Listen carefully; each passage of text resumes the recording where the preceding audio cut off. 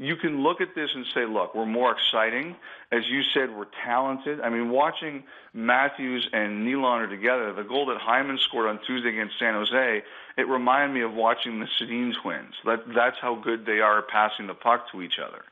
So I think, Dean, you say this year is sort of like your last year where you're saying we've got to learn.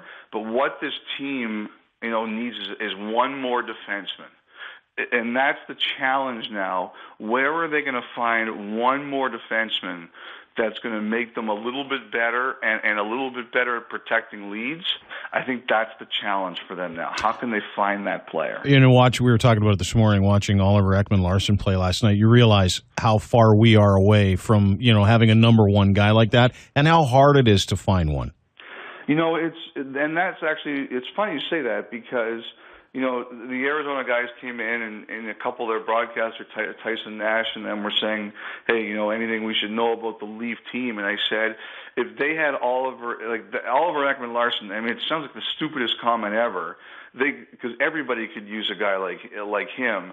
But I think if the Leafs had a guy like that, it would be amazing what it would do for their team.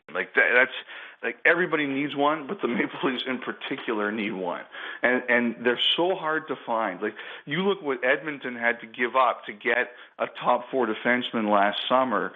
That's what the Maple Leafs need to do. They need to find one of those guys. And it's hard to get them, and they cost a heck of a lot. That's why you're hearing, Van Riemsdyk's name mentioned a lot.